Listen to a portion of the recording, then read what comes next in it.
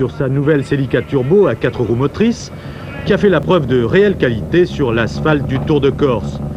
Mais la vocation de cette japonaise ambitieuse, c'est beaucoup plus la terre. Et ici, Toyota y croit avec le Suédois Björn Waldegaard, peut-être un peu moins rapide qu'il y a quelques années, mais sûrement très expérimenté. En vérité, c'est plus le Finlandais Juha Kankkunen qui représente en Grèce l'ambition de Toyota.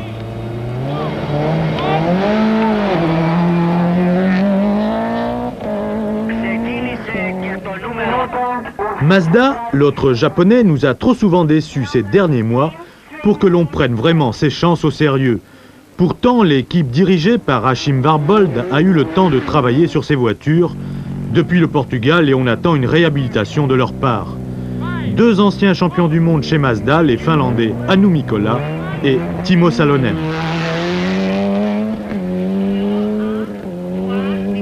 Le Japon est encore représenté par la Nissan du grec Straticino.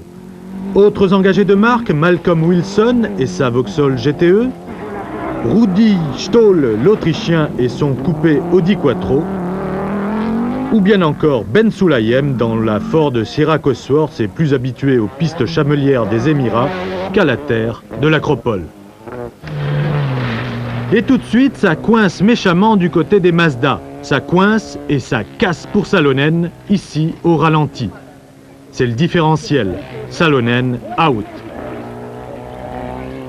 Mikkola n'ira pas beaucoup plus loin non plus. Toujours des problèmes de transmission.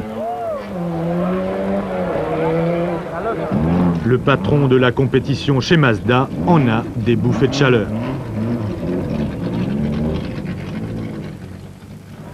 Toyota perd Waldegaard pour les mêmes raisons. Il faut préciser que Mazda et Toyota ont le même fournisseur. Pascal Néré, elle, ne sait pas encore qu'elle sortira bientôt de la route. Elle est prête à se cracher dans les mains et elle est encore pleine d'espoir.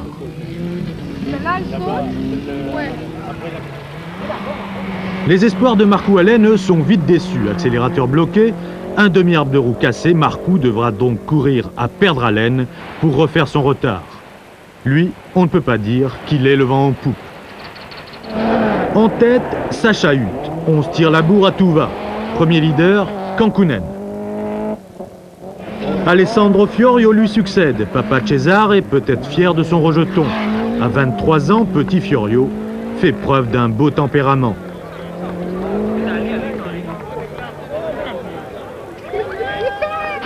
Miki Biasion ne se fâche pas encore, mais il tient tout de même à mettre les pendules à l'heure. C'est lui qui est en tête à la fin de la première étape. Mais la menace Toyota se précise, Kankkunen n'est qu'à 40 secondes. Miki Biasion, une première étape somme toute satisfaisante pour vous, non? Oui, j'ai pas beaucoup de problèmes avec la voiture. Je suis très content, aussi pour le pneu Michelin, pas de problème, très bien. Est-ce que vous avez été surpris par les performances des Toyota et notamment celle de Kankkunen en début d'étape ce matin? Non, pourquoi Kankkunen c'est un pilote très vite et aussi le Toyota il a bien travaillé déjà en Corse. C'est normal, je pense qu'il a un bon voiture. Et vous considérez que c'est un danger d'ores et déjà pour les Lancia et pour Miki Biasion? Ah, c'est sûr. À l'issue de cette première étape, Yves Loubet est pointé en 5e position à 1 minute 21 secondes de Biasion. Loubet est encore un pilote tout neuf sur ce terrain et il est tout étonné de constater que la mécanique tienne aussi bien le choc.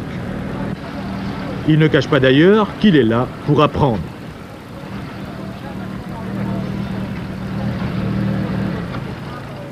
Vous vous retrouvez ce soir après la première étape en 5e ou 6e position. Qu'est-ce que vous visez exactement dans ce rallye? En 5e, on est en 5e position. Non, ce que je vise, de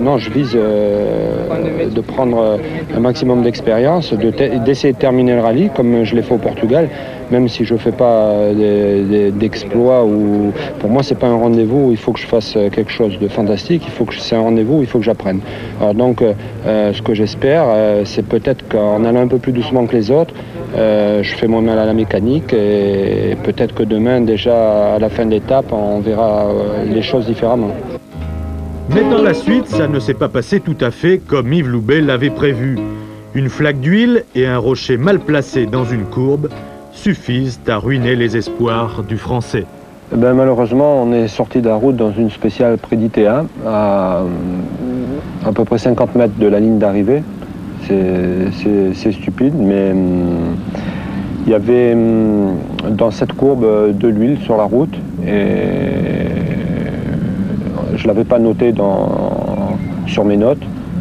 Et on est rentré dans la courbe comme dans tous les autres virages, c'est-à-dire en pensant qu'il y aurait beaucoup plus de grippe. Et on a glissé sur l'huile, et on a tapé un rocher et après on est parti en tonnant. Loubet ne verra donc jamais le terme d'une seconde étape placée d'entrée sous l'autorité de Kankkunen. Le Finlandais sait désormais qu'il peut offrir la victoire à Toyota et il s'y emploie.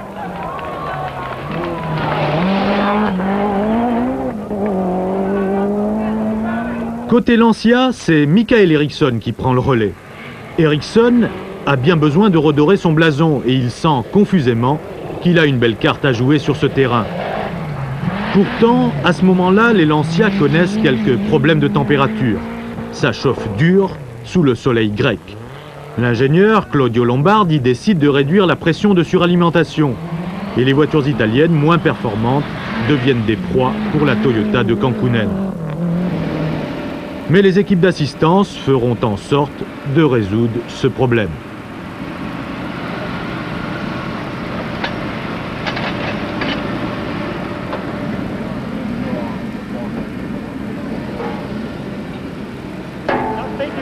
Even in long transport, it's no change. Un gros atout pour les Lancia, leurs pneumatiques. Michelin a mis au point en effet un système anti-crevaison appelé ATS. Un système qui se révèle particulièrement efficace sur ce terrain où les crevaisons sont la hantise de tous les pilotes. Sur ces images, on voit effectivement les qualités de résistance de ce pneu, à l'intérieur duquel une enveloppe de mousse empêche que l'on ait à rouler sur la jante. Ce sera pour Lancia un avantage indéniable dans ce rallye. Et Miki Biasion n'aura qu'à s'en féliciter, car au point de vue des performances, le pneu ATS n'est pas de beaucoup inférieur aux autres.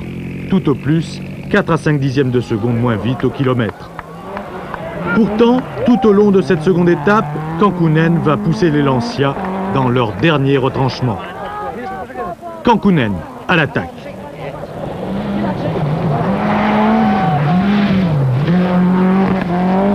Victime de son différentiel, Kankkunen ne verra jamais la fin de cette seconde étape.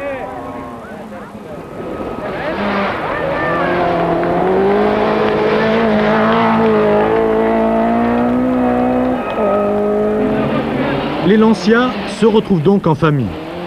À Kamenavurla, il y en a 4 aux 4 premières places. Gazion, Eriksson,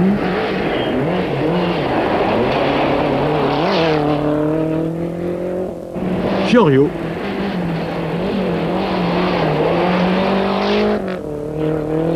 et Allen.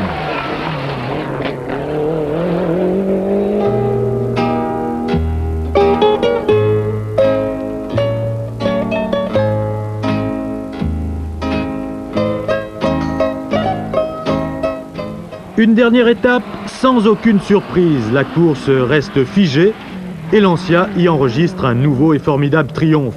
Son 5e cette saison après Monte-Carlo, la Suède, le Portugal et le Kenya. Cesare Fiorio peut être satisfait. Je pense que pour Lancia Martini, le titre se rapproche beaucoup après cette victoire, aussi parce que nous occupons les 4 premières places du classement et on a laissé vraiment très peu de points à tous les autres. Mais un enseignement, c'est que les Toyota vont très vite. Et on a dû vraiment souffrir pour se trouver dans ces positions. Et on a vraiment attaqué dès le début de la course jusqu'à la fin de la 3e étape.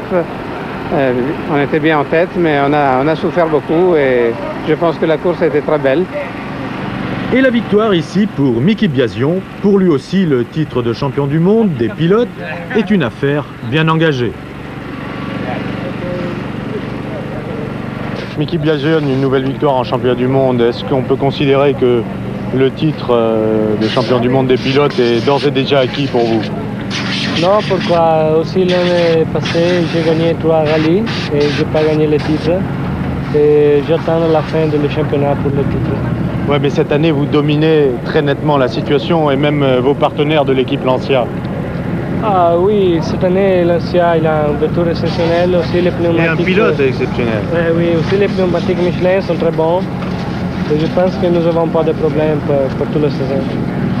Vous avez gagné le rallye du Portugal, le Safari Rally et l'Acropole cette année.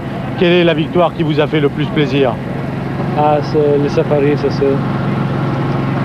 C'est avec cette voiture que Miki Biasion a remporté sa 3e victoire dans les rallyes du championnat du monde cette saison et que Lancia y a remporté un véritable triomphe en remportant les 4 premières places. Mais ici en Grèce, les voitures japonaises se sont fait très menaçantes et on peut penser que les Toyota d'ici à quelques temps seront des adversaires très redoutables pour les Lancia. Mais maintenant, place au championnat de France avec le rallye du Rouergue et le rallye des Garrigues.